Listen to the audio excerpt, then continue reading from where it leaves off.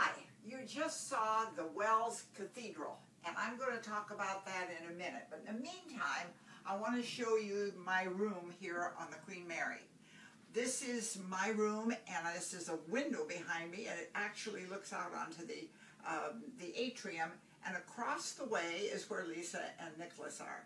So I'm standing here. This is our last day on the ship, and I want to share with you something really, really special about the different churches and the history of Christianity in England and Scotland. You know, the Wells Cathedral especially was wonderful. It was in a little town called Wells. It's actually the Cathedral of St. Andrew. It was built in 1180 and finished in 1239, so you can imagine how old it is. It's absolutely gorgeous. Now, all of these churches are churches of England. They are Anglican, and because, of course, that's primarily the religion here. And so it's been really interesting to think about our church fathers and how Christianity has been passed down to us from Great Britain all these years. So that's what I want to talk to you about. I read a book not long ago, and I'm going to show it to you right here. It's called 50 People Every Christian Should Know. And it's written by Warren Wiersbe, who is one of my favorite authors. And as I read this, so many of these people were Christians that have given us so much of what we understand about the Bible and so forth today from England and Scotland. And so I want to talk with you just a little bit about some of those different things. Probably the first one we are all familiar with is Matthew Henry. Matthew Henry lived in 1662 is when he was born, died in 1714. He was from Scotland, and he was a Presbyterian. Now remember, most of the churches in England are Anglican, the Church of England, but many of them then broke off in part of the Reformation and all of that, and Scotland particularly became Calvinistic and Presbyterian primarily. Well, Matthew Henry wrote the commentary that almost probably every preacher, every teacher has. It was one of the first things I bought when I started to teach. Mine's a 3-volume edition of full commentary on the Bible. Wonderful, wonderful things. It's still in print. Then we think of George Whitefield. Now, George Whitefield was born in 1714, died in 1770, and he was from Oxford. Oxford, you know, we visited there. Oxford is a town that is full of different universities. And at the time, George Whitefield was a Calvinist. He definitely was in that part, but he joined up with the group that was called the Holy Club. And this was a group of men who were really, you know, talking about theology, and two of them were Charles and John Wesley.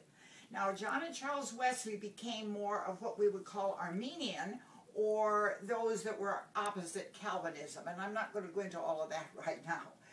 But those were the beginnings of the Methodist Church. So the Methodist Church came out of Oxford primarily, out of England, and these men, George Whitefield and the Wesleys, used to do a lot of preaching in the fields. They'd go out and just huge numbers of people would come to hear them. In fact, George Whitefield and the Wesleys made many, many trips back and forth to America and were a part of the Great Awakening of the 1700s in America. Then we look at Charles Spurgeon. He was born in 1834, lived to 1892, and he was a Baptist, and he was primarily based in London. He was really the first one who began the Metropolitan Tabernacle, which became a huge church in London and very, very well known.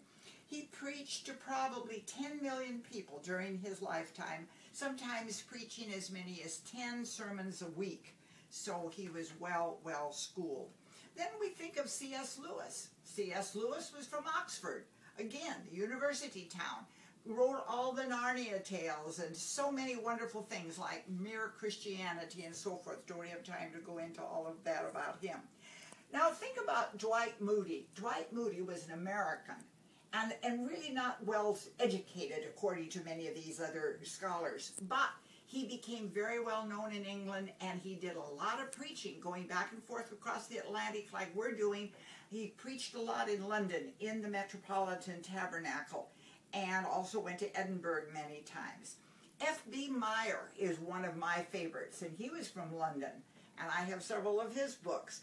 And then there was G. Campbell Morgan, another wonderful writer who ministered in the Westminster Chapel in London, Dr. Lloyd Jones, and some of you I know Dr.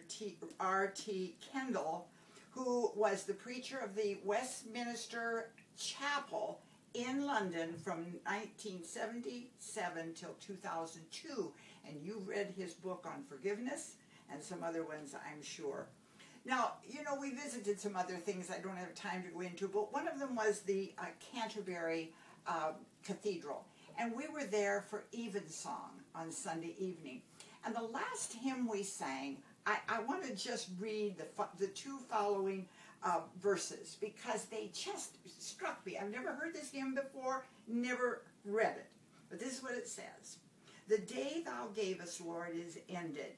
The darkness falls at thy behest. To thee our morning hymns ascended. Thy praise shall sanctify our rest. We thank thee that thy church unsleeping, while earth rolls onward into light, through all the world her watch is keeping, and rests not now by day or night. And I thought about how the church, for all of these 2,000 years, has just never slept, just always gone on, and we have so much history to remember and be grateful for. Bye-bye now.